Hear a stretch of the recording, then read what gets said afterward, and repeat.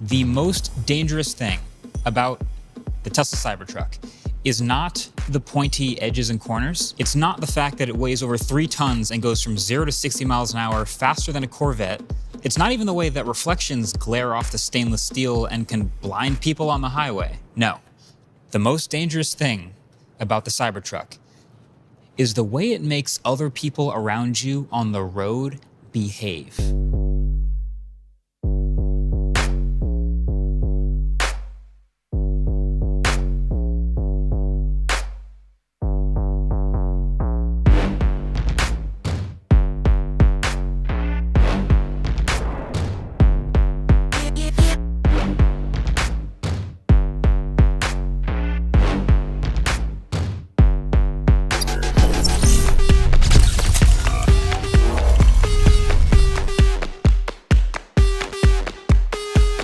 Okay, I genuinely can't tell if the Cybertruck is good looking or not, and I'm being completely serious. Like, if you just check the comment section online, it's actually mostly negative. Most people are saying it looks horrible, looks like a refrigerator on wheels, it's a disaster of a design.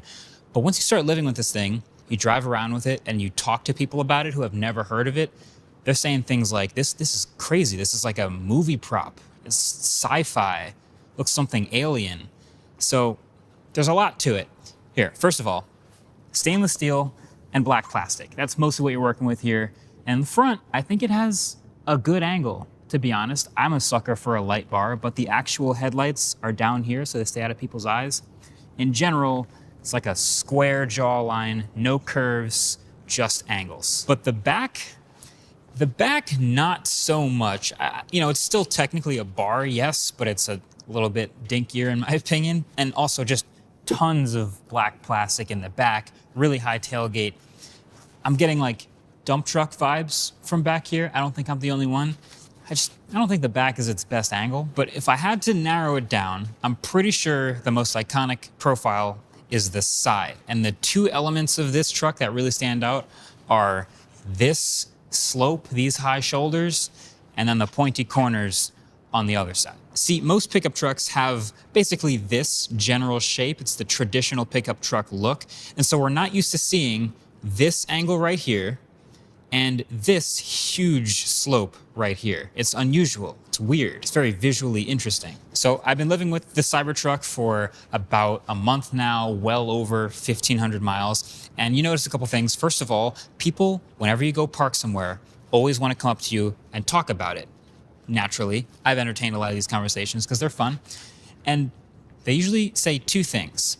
One, you'd be surprised how many people have never heard of the Cybertruck. I know for us online people watching this video, you're like, how could anyone have not heard of the Tesla Cybertruck? But you'd be shocked. And two, most people just want to know, how much does that thing cost? And I got asked that so many times, eventually I just started having people guess. And 100% of the people who guessed were too high. People were guessing 250, 300K, 180K, 150K. They're all way over. But how could they know? They don't know what the rest of the truck is. They've just seen this thing they've never seen for the first time. And so I guess the conclusion is the looks are really distracting people from the rest of what makes the Cybertruck the Cybertruck. Okay, let's play a little game. I'm going to name a feature, and all you have to do is think about it for a second and think about if you believe it's overrated or underrated. And then I, someone who's been driving this truck, will tell you the real answer. So, first feature, steer-by-wire. I've seen a few good pieces cover what's actually happening here, talking about the complete physical disconnect between the steering wheel you're holding and the wheels that are moving under the truck. Instead, it's a bunch of sensors reacting to your input like a video game controller. But combined with the variable steering ratio and the four-wheel steering, this is the most nimble, agile feeling truck that I have ever driven. And I don't think a lot of people realize that. So I'm going underrated. It's one of those things where Tesla definitely didn't have to do this. Like, they've made their headlines already with the looks that could just be a Model 3 underneath, but they went through the extra measures and the extra engineering to ship a full steer-by-wire system and all the redundancies that come with making it safe. I believe they're the first ones to do this. But the variable steering ratio is really what gives it all of its utility. So at low speeds, the ability to turn really quickly gets dialed up. It's a much more responsive feeling steering wheel. So if I want to turn right here, I only have to give it, half a turn, quarter turn, and I'm fully maneuvering. The way you can pull into parking spots and make 90-degree turns and everything is a total game changer. But then at highway speeds, it softens that ratio a lot. So you have a little bit of steering input to sort of glide left and right between different lanes. It's much more subtle. You kind of need that. But then on top of that, throw in the four-wheel steering. So four-wheel steering is not new. Lots of vehicles have done it, but the amount of steer that you get from these rear wheels is pretty dramatic, to the point where you can look in the mirrors and see those wheels turning. And this can also be adjusted with software, but that really lets this huge truck basically pivot around a much smaller axis. The steering ratio now, I think, gives it the same steering circle as a Model S, but it feels really, really impressive just because of how big the actual vehicle is. It definitely takes some getting used to. You can't ignore that fact. But once you get used to it, you literally feel like when you go back to like an F-150 or any other truck where you have all this hand-over-hand steering to do the K-turns, that feels weird. It feels archaic. It feels like you shouldn't have to do that. So again, Tesla definitely didn't have to do that, but just the way you can drive it like a smaller car and really point the nose, I don't know. It's definitely underrated. All right, next feature. Bulletproof stainless steel. Overrated or underrated? I'm going with, you probably saw this one coming, I'm going with overrated. Now look, first of all, I get it. Obviously having a very durable truck is super useful, of course. But bulletproof up to 9mm rounds?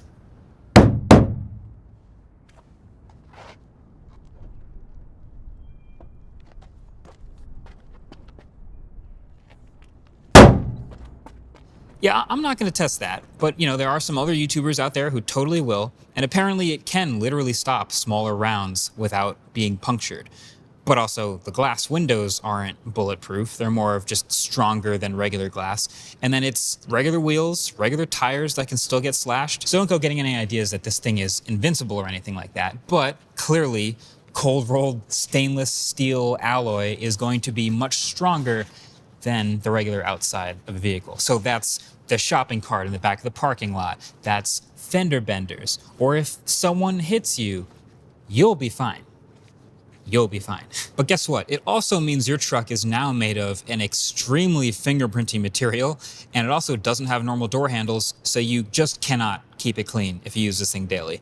And then steel just happens to be really hard to manipulate. Apparently Tesla had to create new machines strong enough to stamp this material together. There's a reason why there aren't a bunch of other cars rolling around looking like this. So when I say in the autofocus review that low-VIN Cybertrucks will have low-VIN production issues, that's not actually new to Tesla. They've had to spin up manufacturing for different types of vehicles before, and usually the first few thousand of them aren't pretty.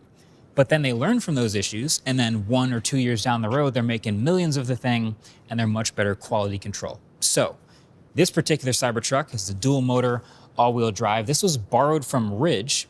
Shout out to Ridge, by the way. I'll leave a link below if you aren't caught up on my partnership with them, but on delivery, this one had a pretty big panel gap on the driver's side door. And, I never really care about panel gaps, but this one in particular actually started growing and getting worse. It literally looked like the door was open, and then it started making weird noises while closing, until one day it actually broke. So it turns out it wasn't a panel gap, it was actually a manufacturing issue where the bolts that hold this latch in place were actually not torqued tight enough, and they loosened over time and it fell out. And so Miles actually had the bright idea to just gaff tape the latch securely back in place, and now when you close the door, lines up perfectly. So Elon Musk addressed this on Twitter after my video. Apparently, only 15 trucks had this issue, so lucky me, I guess. So if you are one of the few, then you can apparently just take this to a Tesla service center and they'll be able to fix it in no time as long as you get an appointment. The Cyberbeast that I took delivery of under my name has been flawless so far. But I think the point I'm trying to make is these early Cybertrucks, as with any other early Tesla, they're going to find, I guarantee you, more issues like this, and they'll work on them and fix them.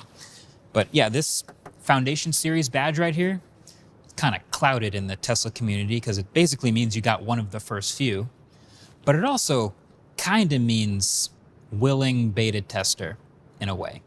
So, these materials and this new stamping technique and all this should eventually make the vehicles much easier to produce in mass and cheaper. But that's eventually. Eventually. All right, next feature, truck stuff. I'm talking about the theoretical reasons why someone would logically buy a truck over any other vehicle, like a van or an SUV or a car. And that would be for towing, hauling, and off-roading. And I know it looks like this truck would be amazing at all of that stuff, but I'm gonna say that this one, it's overrated.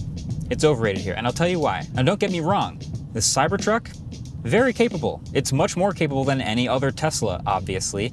I can confirm it handles winter weather really well, like it has a heated windshield wiper and the heated mirrors, and the door can in fact open in icy weather.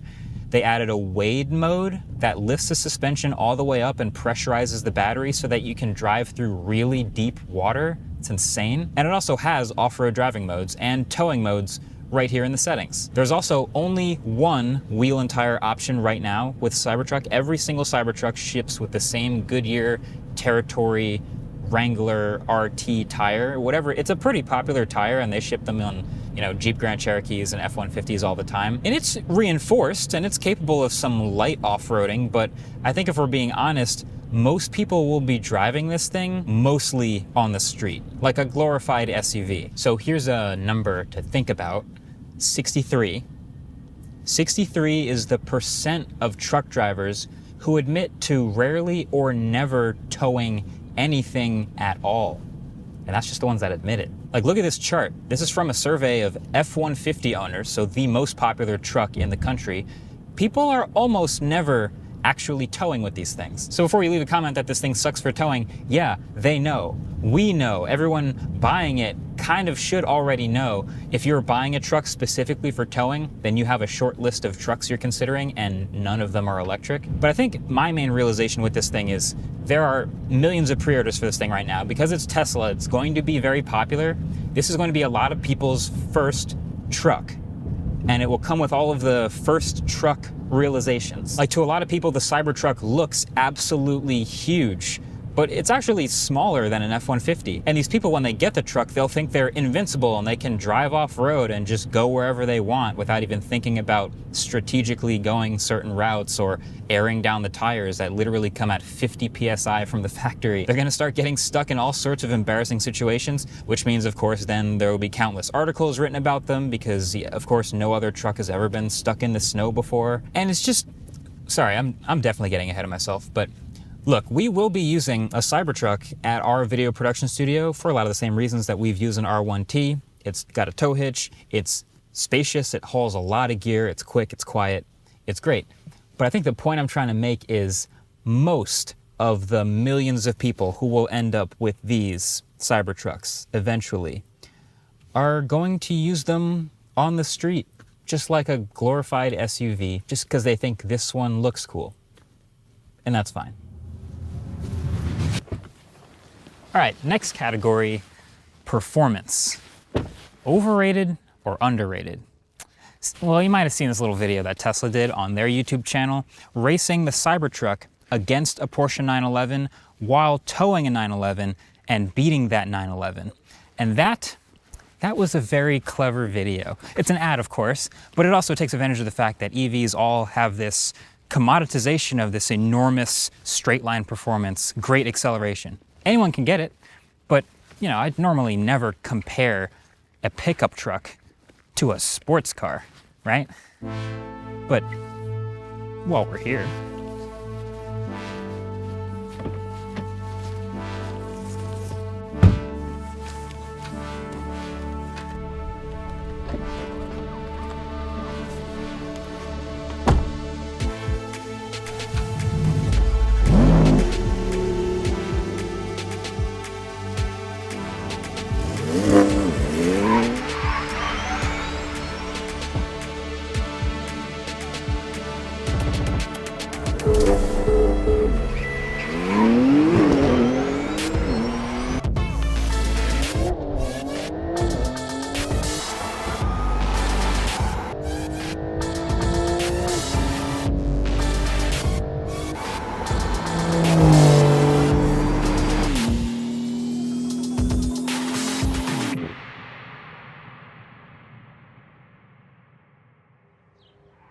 So, like most drag races, this one was just for fun. But while we had some time at this drag strip, we did a bunch of these. We did back-to-back-to-back races, and it shed a lot of light on Tesla's video and on the Cybertruck in general. So first of all, EVs are quick, right? We've known this for years. Ludicrous mode, then plaid mode, beast mode. This is not new information, but cars with gears can be faster. So there's a difference between quick and fast. So when you go to a real drag strip with timing equipment and all that stuff, you get one of these after. There's a time slip, breaks down in both lanes, not just the end of the quarter mile, but multiple points along the race. And so I've expanded it here. So this was the triple motor Cybertruck's best run, one of the first runs. It runs a 10.9 second quarter mile, which, if you don't know, is absolutely ridiculous. There are bona fide sports cars that don't run in the 10s, and for a 7,000-pound pickup truck to do it on all-terrain tires is just kinda hilarious. But when you actually look at and break down each of these times, this shows the difference between quick and fast. So first of all, off the launch, just from 0 miles an hour, the Cyberbeast with its triple motors and with its 1,000 hertz traction control, managing slip at the rear wheels basically in real time, is able to explode off the line through the first 60 feet of the race faster than the 911 Turbo S, one of the fastest launching cars ever made. Now from there, it holds that lead, continues putting down all of this power all the way out to 330 feet. So you can see that at 330 feet, 4.4 versus 4.5, it's still out ahead. But by the time you get to 660 feet, which is roughly halfway through the race, that's when the 911 has changed gears twice and continues to pull, and this is when it shifts and passes the truck around halfway through the race. Physics just takes over, and the lighter car with many more gears continues to shift. It passes the truck.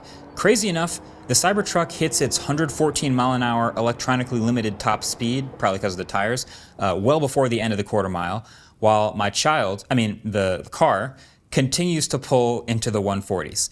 No, it's not stock. Now, Tesla made this video that I talked about, and they wanted to showcase the Cyberbeast against a Porsche 911, and they know all of this, so they had to get clever, I'll say. So if you haven't seen it, I'll link it below. Their video shows the Cybertruck pulling up to the line, it's racing a Porsche 911, it beats the 911 in a drag race, and then it's revealed that it was towing a 911 the whole time. So they're saying you can beat one while towing one, and then it flashes the quarter mile time on the screen, 11 seconds. So first of all, there's about 50 different models and variations of the Porsche 911. So just based on what we saw and from the performance in the video, I'm gonna guess that they went with the cheapest and slowest possible 911. So that would be the 911 Carrera T.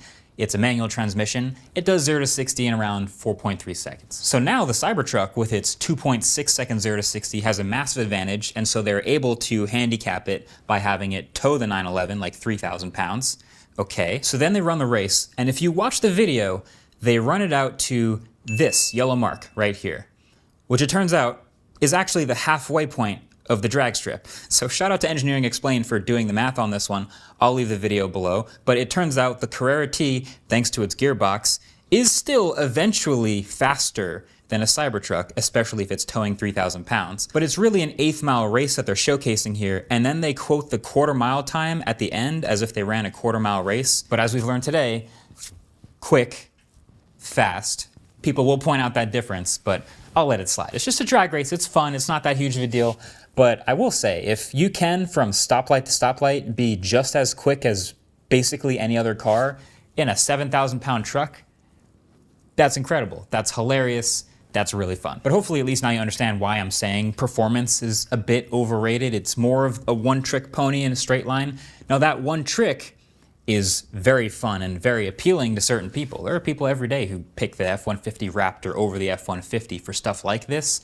But, you know, then you get to a turn and it's a truck again. But also, one more thing I just want to highlight. Again, in our best run, we got 10.995 seconds in the Cybertruck. Is this the fastest? Is this the world record for fastest Cybertruck quarter mile? I haven't seen any faster, so let me know if you do. But shout out to Miles, the driver mod. I think we might have a world record here.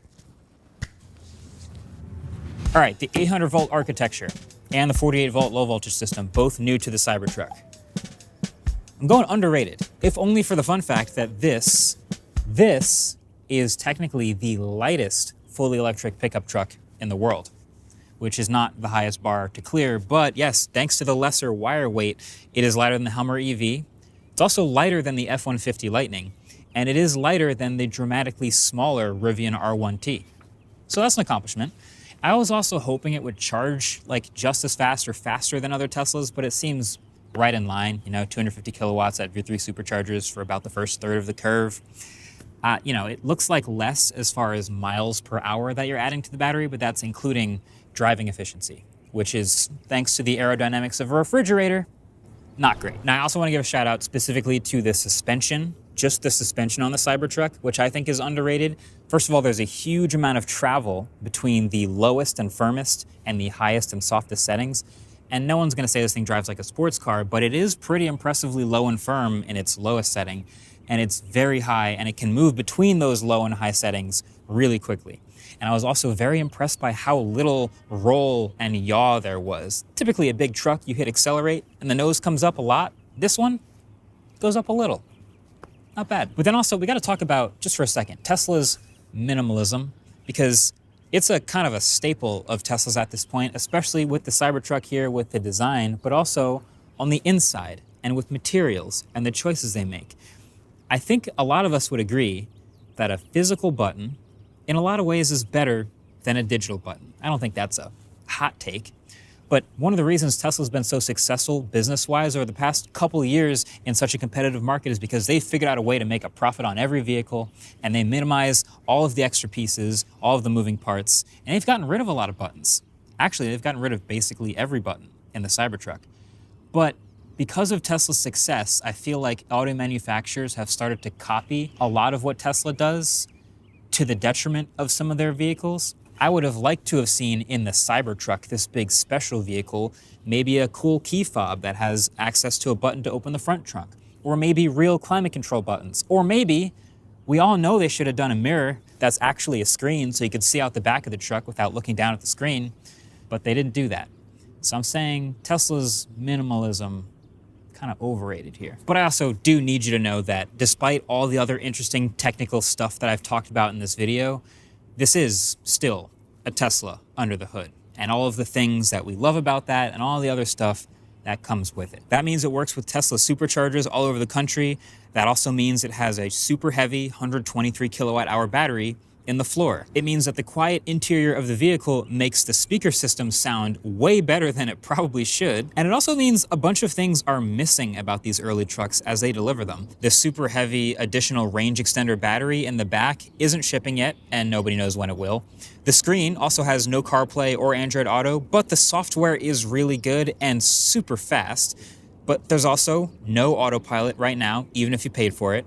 No light bar right now, even if you paid for it. No aero caps right now, and you did pay for those. The locking differential at the rear axle doesn't work in the dual motor version of this truck yet, and there's only one tire option for a truck. All of these are decisions that Tesla makes knowing the priorities of the probable buyers, the millions of pre-orders of the Cybertruck. They know what people are probably going to do with these, they know what people think they're going to do with these, and they know what people want when they buy one of these things. It's a Tesla under the hood. So I was driving to the studio the other day, and on my way there, I'm coming up over this hill, and on the other side of the hill is this biker across the street. And as I came over the hill, he looked up and he saw the truck for about 2 seconds, and then he reached out and he just did this as he biked past me. But later that same night, I was on my way home from practice around the bridge somewhere in New York City at night, and slowing down in traffic, this car pulls up next to me, kind of in front of me, and all 4 of the windows roll down, and these super happy faces all stick out and just like give me thumbs up, and they're grinning the entire time. And I'd say that's about the ratio of joy to absolute disgust that you bring into the world driving the Cybertruck around. It's probably like 80-20. So what's the verdict with the Cybertruck, right? I think there's a lot going on between those 4 corners, a lot of interesting choices and materials and technologies and steer-by-wire and 800-volt systems and all this stuff. But a lot of it, frankly, is overshadowed by the design again. So we keep coming back to the design. And I feel like we can use that word again, iconic. I would say as a product person, I do think this is already an iconic design. Now that comes with a lot of baggage. I feel like when you say that word, it's kind of like joining the rare air of like the bedroom poster of on some kid's wall. It's like the Lamborghini Countach or the Bugatti Veyron or something like a Tesla Cybertruck. But the thing about those iconic cars is they're also almost always rare. And that's the thing. It's like if you saw a Bugatti Veyron on the street, that's probably the only Bugatti Veyron you're going to see on the street for a long time. There's not that many Lamborghini Countaches out on the world. Now, the Cybertruck today is super rare. And there's all these articles about, celebrities driving them around. And when you see one, it's an event. That's why people are reacting the way they are. It's probably because it's the first time they're ever seeing one. But the Cybertruck is slotted to be mass produced. So I feel like this actually has to wear off after a while. Like obviously it hits different seeing your 10th or 50th or 100th Cybertruck of the day, right? So how does that match up? I think there's like 2 million plus pre-orders of the Cybertruck and more coming. There were only ever about 2,000 Lamborghini Countachs ever made. There was less than 500 Bugatti Veyrons ever made. So it's kind of hard to find a comp for a vehicle that starts off its life as iconic, but then is mass produced. And there was this really interesting comment on the autofocus video I made about this truck on owning the PT Cruiser when it first came out. And I wasn't really old enough to remember this, so I'm purely taking their word for it, but apparently it was a crazy enough design that it got a lot of attention when it first started being made. It's a weird shape, had some odd material choices and all that, but eventually Chrysler made over 1 million PT Cruisers. But now we know exactly how cool the PT Cruiser is. It gets humanized more and more the more you see them on the road. You see them get in accidents and have to maneuver through traffic, and they're just regular people and regular cars, and they're everywhere.